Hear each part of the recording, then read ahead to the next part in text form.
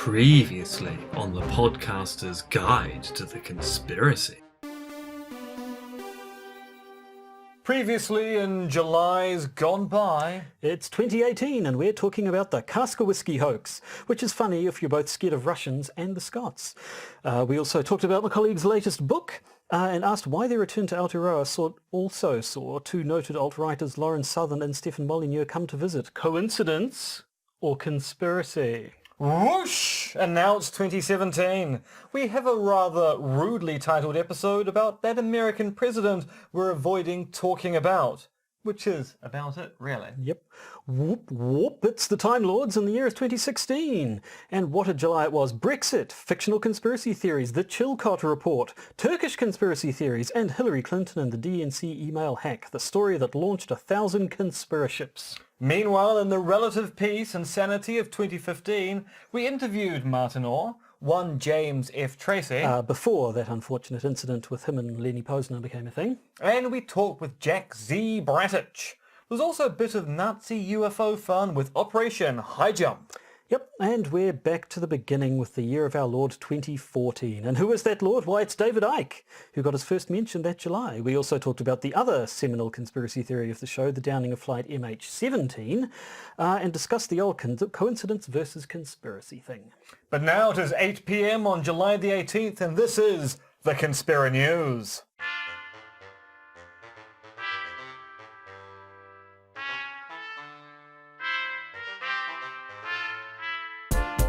The Podcaster's Guide to the Conspiracy, brought to you today by Josh Addison and Dr. M. Dentith.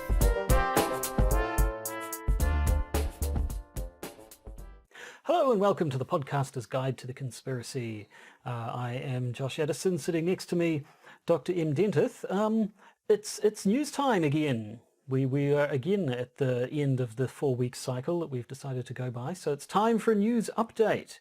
But before we update the news, we should update our own news. Update news about ourselves. Should we Here's an update, basically, but it's not part of the news, which is that we've got a new patron. We do, the mysterious TG. These initialized individuals. That's our second mysterious. Well, it's because they haven't actually paid the money to be formally named. Oh, I see. So thus I want to recognise they're contributing, but they become even more mysterious by being initialised and not named. They will not be appearing in any conspiracy, unless of course they actually do turn out to appear in an actual conspiracy. It would be quite interesting if we had a patron who was actually implicated in an actual conspiracy. That would be nice. Surely you must have been. Well, of course I been implicated in conspiracies, but not... I patronise the podcast, but I'm not a patron of the podcast. No, that's true. You do have a point. You have a point. So that's our exciting bit of podcast-related news, meta-news of some kind, I suppose. But it's not news. It's not news. No. But it's also not Blue's Clues. No. No, not really a urban legend about the Blue's Clues guys, wasn't it? Dying of a drug overdose. Not really a conspiracy though. Isn't it, Joshua? Count. Weren't they covering up the fact that he was a cannibal, humanoid, underground dweller? No, they weren't. So I think it's time. Then that's ruined my whole life existence. So it's time for us to get into the news, I think. News. Breaking conspiracy theories in the news. So, one of the most conspiratorial organizations on Earth is the Vatican. And we have Vatican news. Joshua, tell me about some missing corpses. Missing corpses in the Vatican, one of the better headlines that's come out of the last few weeks. Yes, so this story popped up a little while ago. It relates to quite an old case. Back in a very old case going back to the 1830s, but we'll get to that. In 1983, an Italian teenager by the name of Emanuela Orlandi went missing. Now, she was the daughter of a clerk at the Vatican, and apparently at the time it was a bit of a scandal. There is all sorts of theories about exactly what happened to this young woman.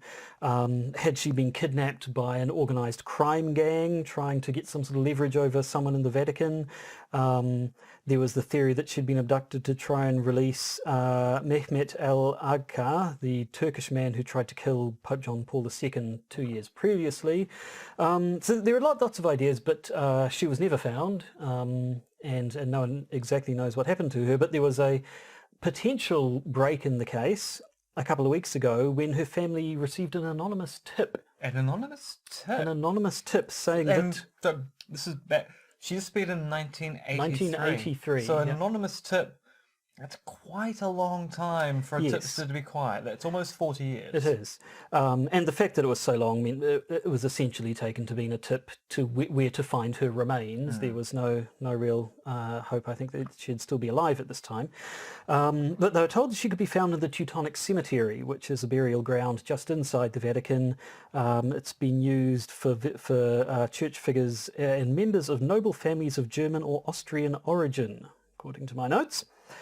So yes, they received this note. They were told to look where the angel is pointing. Which is a very Dan Brown way of doing things. Are you sure this isn't a plot point from Angels and Demons? Well, I don't know. I would not be surprised if it turned out to be some sort of weird advanced publicity, but for now, as far as we know, it's genuine.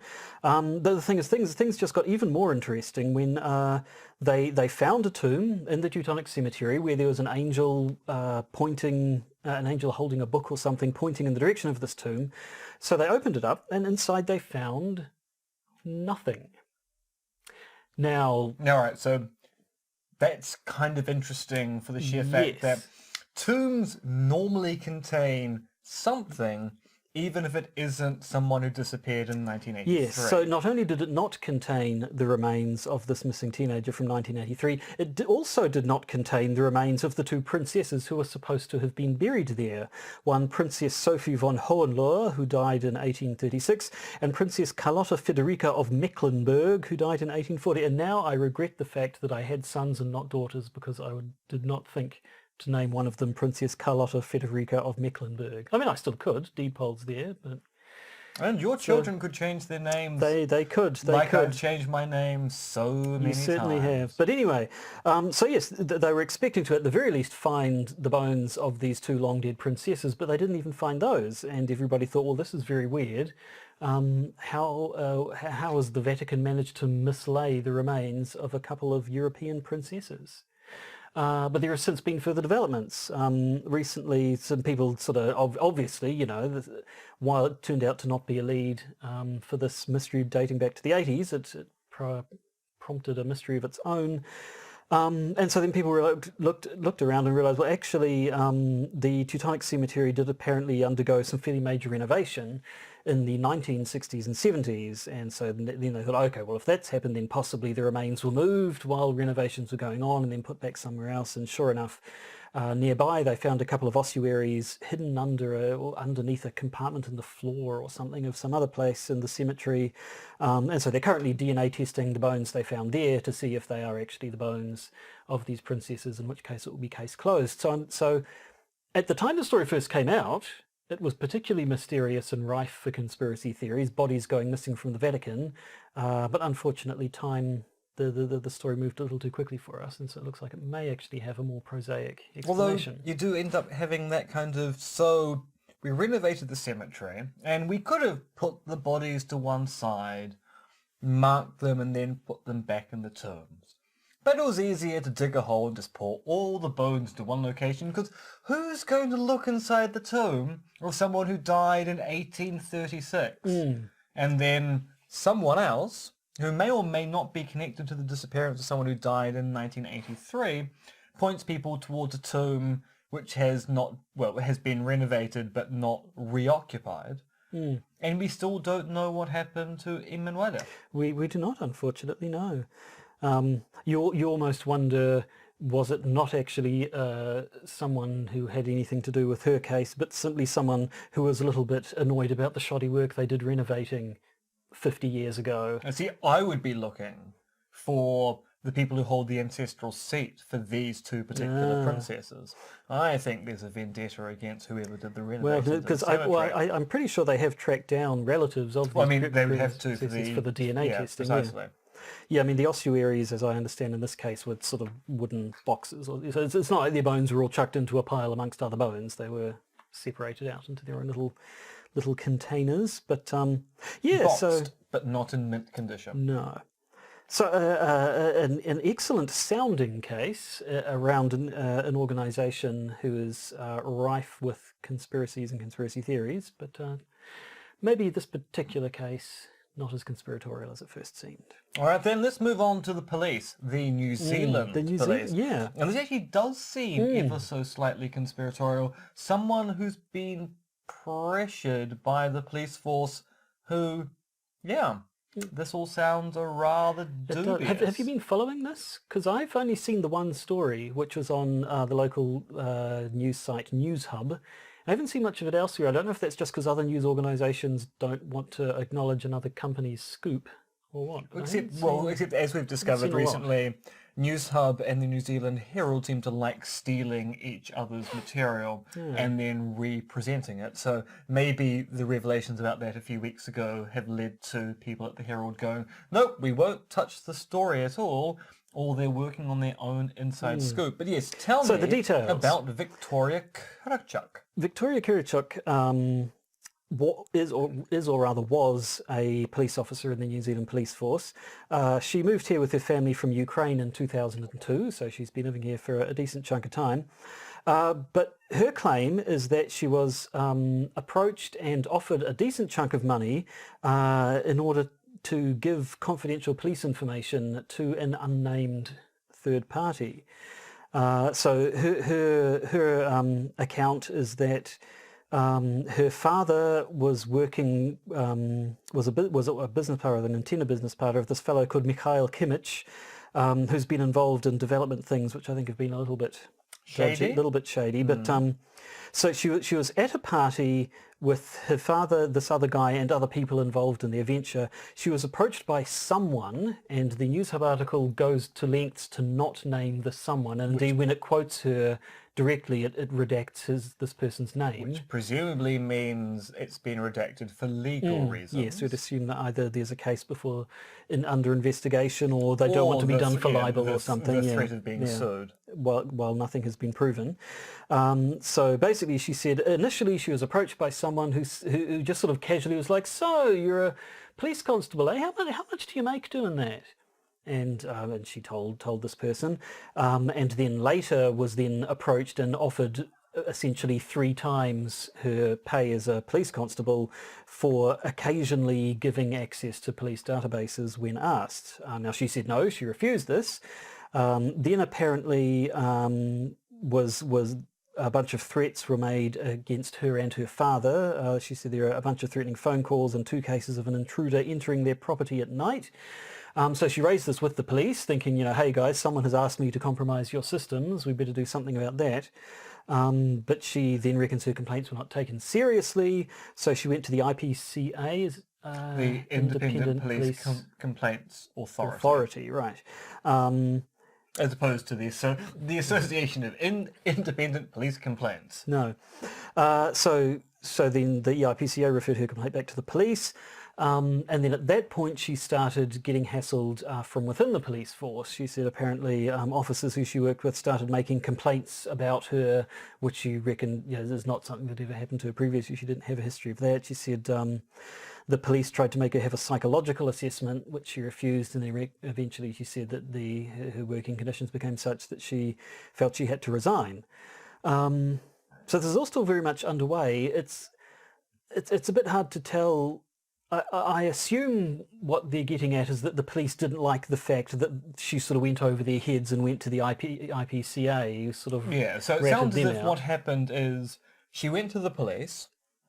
She didn't feel the police took her allegations seriously, and it does sound like her allegations should have been taken seriously at the time. So then she complained to the IPCA about the police conduct, about not taking her complaints seriously, and then they thought she was a snitch. And so And what do snitches get? britches. Yes, snitches get britches for stitches. Stitching their britches. That's important. Got to mend your britches. But no, I mean, it's, initially... but not with your snitches. No, obviously not. Initially, it almost sounded like, sort of, reading the first couple of paragraphs, it almost sort of sounded like she tried to bring attention to this conspiracy to get at the police force, and then only to be forced out by police officers who were themselves part of the, or who were already in on it. But then reading down, it didn't more look like, okay, no, they were just annoyed at her being a snitch rather than there being some conspiracy that goes all the way to the top or something like that. But I'm surprised I haven't read more about it, basically. I've read this one article. Given that the main perpetrator, the unnamed individual, is unnamed, maybe there is something going on in the background, that's and what other we have news to assume. organisations are going, we're not touching this until such time there's a judgment. But I mean, yes, it certainly claims, at least, of what definitely appears to be conspiratorial activity to compromise our police force. Well, yes, because you have to ask, why does this unnamed person want operational details about the police such that the constable in question was uncomfortable about? So, I mean, if the questions were simply, where do you work? How much do you earn? Do you enjoy your job? The constable would say, well, I work at this station. I enjoy my job, average salary is. But it sounds like the questions were a lot more... Police, so salary wouldn't be a... It sounds more like the questions were, how many people work in the station and what time do they go home? And is the evidence locker locked up all the time? Well, I think it was more that they were wanting her to access police databases and acquire information that she would then pass back to these people when they asked for it. So corrupt activities. Yeah. Very definitely. And you have to wonder, if someone's doing that, they've probably got some greater goal in mind, as opposed to I want to know more about number plates. I love number plates. And especially when you're offering someone 3 times what they're paid to do it. Yeah. They want that information very badly, it would seem. But yes, I mean, it sounds like it should be a bigger deal than it currently is, but as you say, that could well be just because wheels are in motion and there are investigations underway and so on, and nobody wants to report anything definite until the results are known. But that certainly seems to be the biggest story in conspiracy-wise this month. But we have a bunch of smaller but probably more fun stories, I think. Well, yes, let's talk about Area 51. Area 51. Are you planning on going to Area 51 with your friends? The question is, why? And also, who's organising it? And also, why? Yes. So, I mean, you've probably heard of this one. It has been in the news a bit because it's one of those stories that people like to talk around because it seems a bit silly, but it's something the kids are up to. It's all about them Facebooks. Yep. So there is a Facebook event scheduled for September the 20th called Storm Area 51. They can't stop all of us. So this plan that we'll all meet up at Area 51 Alien Centre tourist attraction and coordinate our entry. So it's this idea that if we just rush Area 51 en masse, then we'll be able to break in. At least some of us will get past the guards and we'll be able to break in and find out what's in there. So at the last time I checked, 1.4 million people had marked themselves as we know with Facebook, attending the event. When someone 1.1 million are interested. Going, that means absolutely nothing. It certainly does. And it probably means less than nothing when you consider the fact that this is quite obviously a joke, and the people who've organised it have said, no, this is quite obviously a joke. I'm a little bit surprised it's got the thing is, it has. Just because the organisers say it's a joke doesn't mean that it's not going to be taken seriously by some, because... let's say 1.4 million people have indicated they're going, 1.1 million have said they're interested. Even if only a small proportion of both those numbers end up deciding, let's meet en masse outside the suspected entrance to Area 51, you're still looking at a fairly sizable crowd. Well, potentially, whether or not you think it's serious. And I mean, you also get onlookers who will go on the off chance, well, maybe just in people case I see turn up. something kick Yeah. off. Yeah. Yeah. Yeah, I mean, so that's sort of the danger, I guess. Some people have said, "Oh, okay, yes, you and I can see this is obviously a joke, but the potentially more unhinged members of the alien conspiracy theory community might actually take it seriously." And the military has said, look, there may not be aliens there, but it's still a classified military base guarded by soldiers with guns. Anyone trying to rush into it is going to get themselves shot pretty quick. But So Josh, please we don't know the do real that. reason they're making that claim. The underground caverns where they keep the flying saucers from the aborted invasion of Earth in 1953, as chronicled by the film War of the Worlds, and then subsequently chronicled by the excellent TV series War of the Worlds in 1989, means that the giant underground caverns they keep the Martian warships in will be in danger of collapse by large numbers of people standing on top of them. This is not a drill. Yeah, This is not a drill. So yes, I mean, various news organisations have had lots of fun pointing out how silly this is. There was, I can't remember which one it was. One of the bigger ones mentioned that the Facebook event also includes the line, "If we Naruto run, we can move faster than their bullets." Naruto being the anime series about ninjas, where the main character runs in some silly fashion with both his arms out behind him. And it's sort of, the Naruto run is a reference to this anime cartoon when people believe that running in this fashion allows them to move faster. It does not. But yeah, so I mean, what is there? Hopefully September 20th comes along and absolutely nothing happens. Hopefully no silly people go along and get themselves shot. But, I mean, are we actually hopeful that's the result? Or are we hopeful that people will turn up and something will happen? I would rather nothing happen because I imagine it would end in gunfire if people really did show up there. I can't imagine, while it's the whole thing is a very comedic, I cannot imagine comedy would result from a whole bunch of people showing up at an American military base. Not even a Benny Hill style chase sequence? Only if the guards were all sexy women in their underwear, which I'm pretty sure is not standard operating procedure for American military Maybe bases. it will be on September 20th. Who knows? Who knows? Now, do you watch The Walking Dead? No, because I got halfway through season 2. They killed off Dale, the only character I actually liked. And then I went, I hate every single person on the show. I hope they die. And in my mind canon, that's what happened next. No, probably, I didn't make it past season 2 either. I know some people did. But the show is still going. But the comic that it's originally based on finished this month. And there's a conspiracy. One of those nice benign conspiracies that you like to talk about. Like, Yeah, this is actually, this is a case of the creator of the Walking Dead comic books and the creator of the TV shows, which is Robert Kirkman, yep. decided that he wanted to end the comic when he wanted to, but he also wanted to end the comic in a surprising fashion.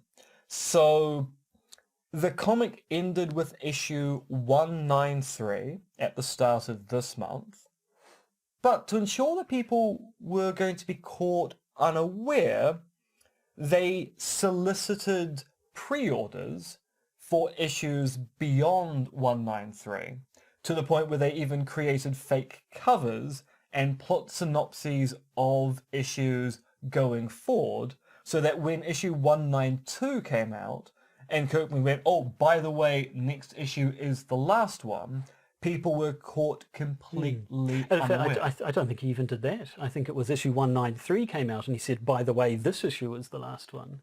Because there was talk weeks beforehand, the issue coming out next week is the end. So it was signalled just before the final. It was, yes. But in the comics themselves, like the letters page, it was 193 was where he said, yep, this is the last one. Yeah, so I mean, this is a definite conspiracy. Several people were in on it. Yeah, it requires covering up the fact the comic's coming to an end by secretly ensuring that people think that it's not coming to an end. It's a classic case of a benign conspiracy if you aren't a really big fan of the Walking Dead comic book and now hate Robert Kirkman for ending it the way that he did. Well, yes. But yeah, I mean, just so now, as well as talking about surprise birthday parties, you can talk about the end of the Walking Dead comic if you want. Yeah. But perhaps a more weighty issue now. The Juggalos. Juggalizer. Yes. Well, no. Juggalos, Juggalos are a weighty issue they are. themselves. This Yes. is the point in time ago. Only we'd actually put on Juggalo makeup for this episode. Suddenly, for the visual vodcast, it would be okay. Now it makes sense. Although we possibly didn't need to put on Juggalo makeup because now the Juggalizer exists. It's true. The Juggalizer being, of course, a Facebook filter that you apply to your photos to make it look like you're... Do people know what Juggalos are? Is that a widely enough used term that we can assume that our audience knows what they're on about? See, we know what We know what Juggalos are. So Juggalos are an interesting section of the population, mostly found in the US. I don't know that Juggalos are particularly big outside of the continent because of the US. the point is they're fans of the band Insane Clown Posse, and they do follow who them are around on very tour. doubtful about the science of magnets. Yeah, they're those ones. They're the ones who said magnets. How do they work?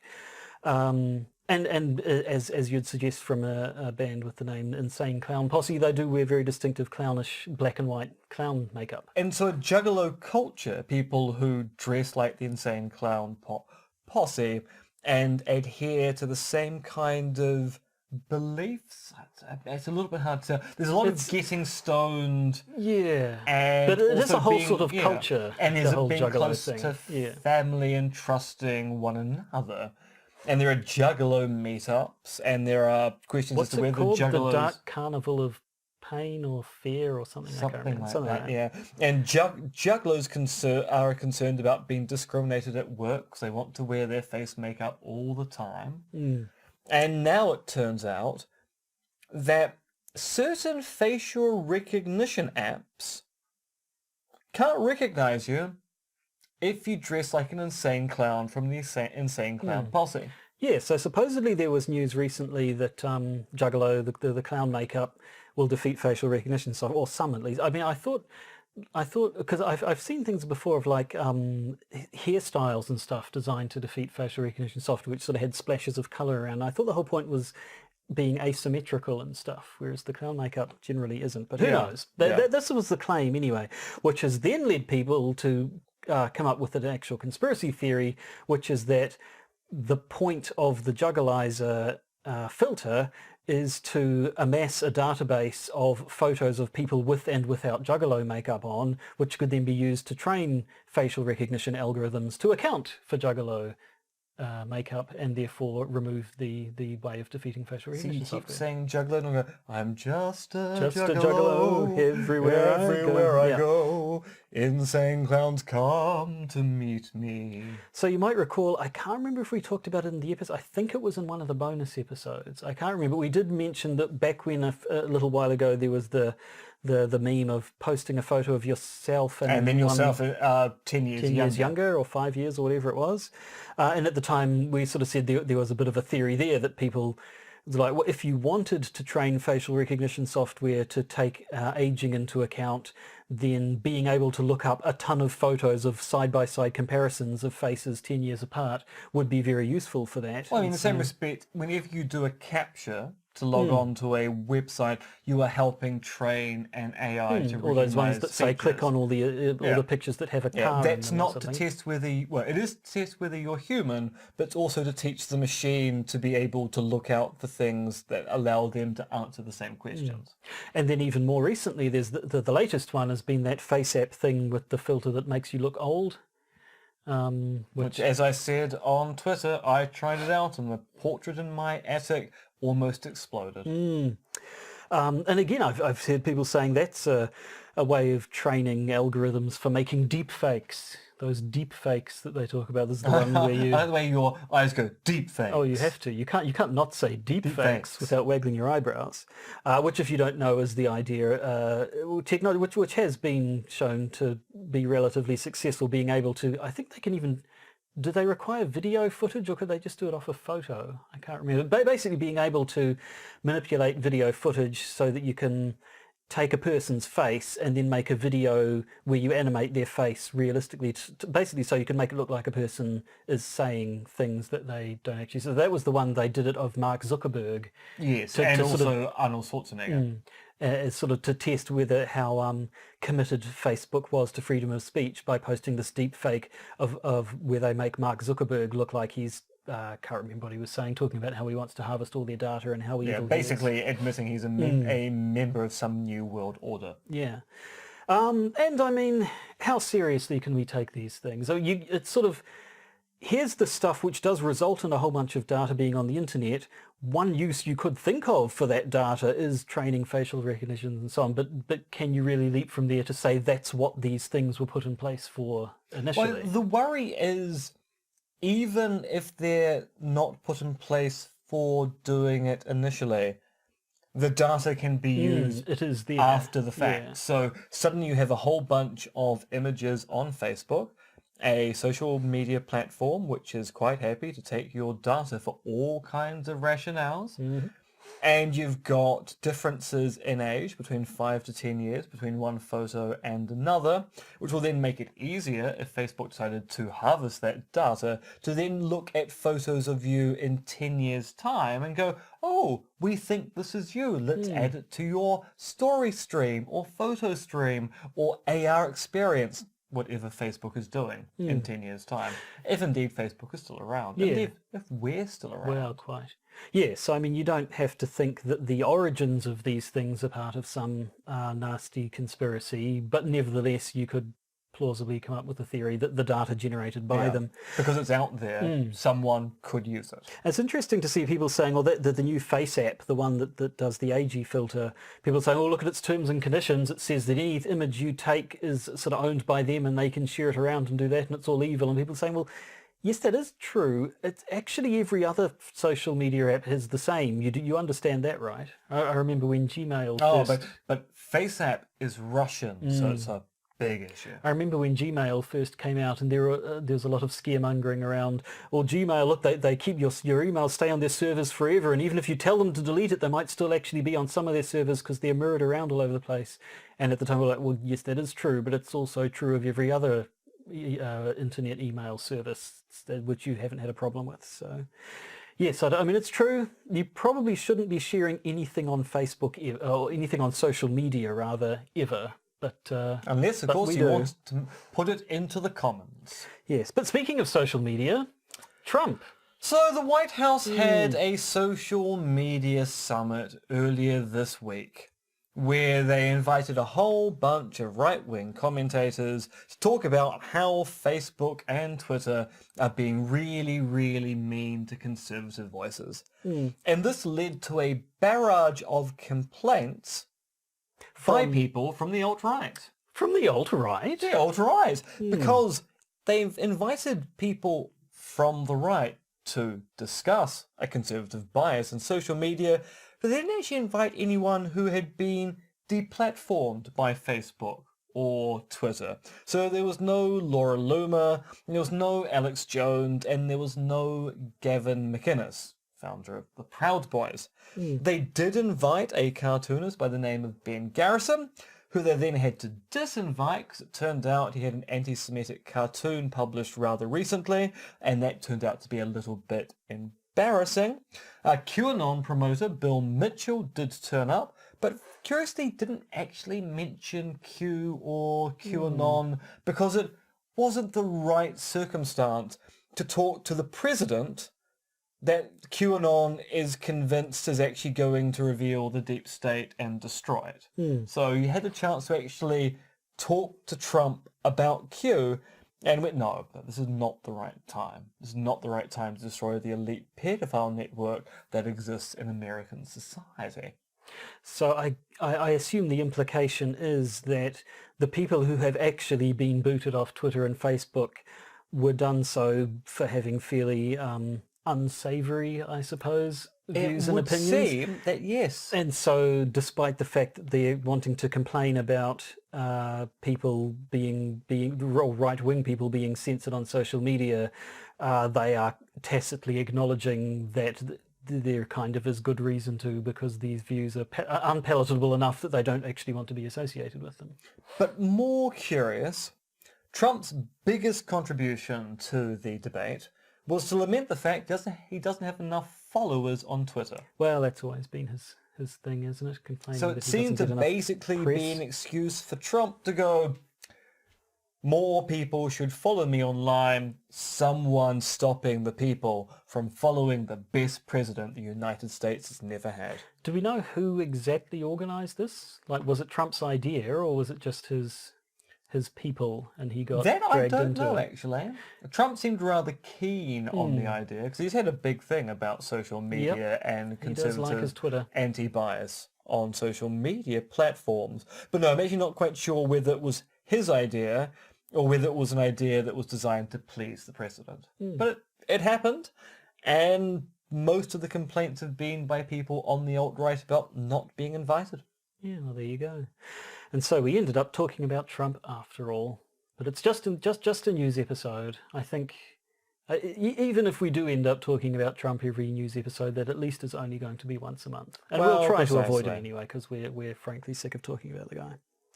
Although we haven't actually really talked about him for No, quite we some haven't. time. We've been And quite yet good we still at are it. sick Well, of yeah. by talking about him. And that's all the news we had. All the conspiracy news. But for patrons, they get content. And we've got two juicy bits of content. We've got a rather interesting article from Vice.com about how QAnon is destroying relationships we want to talk about. And then kind of an update on a potential deciphering of the old Voynich Voynich- manuscript. Have we talked about the Voynich manuscript? We've I feel talked we about must it have. in passing. Yes. This is the... how old is it? 17th century? Yeah. Or A manuscript which is written in a language no one understands with what appear to be botanical drawings of entities that couldn't possibly exist upon this earth.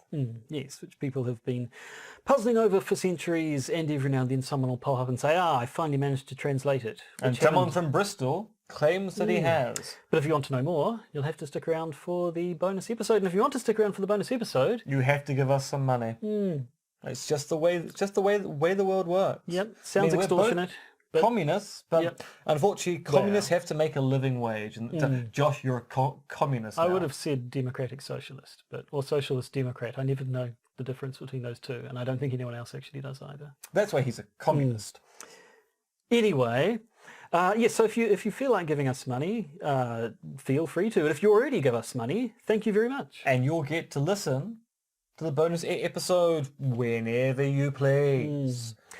But whether or not you're sticking around, this is very definitely the end of this episode. So until next news free, we're back to is it Nazi science next week? Do we get to do Nazi science next week? Josh, if you want to do Nazi science next week, we will do Nazi science next week. Super. So until then, auf Wiedersehen. Arrivederci.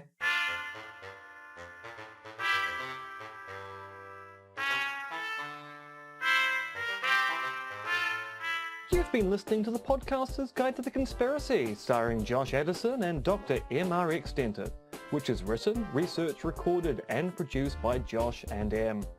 You can support the podcast by becoming a patron via its Podbean or Patreon campaigns. And if you need to get in contact with either Josh or M, you can email them at podcastconspiracy@gmail.com or check their Twitter accounts, Monkey Fluids and Conspiracism.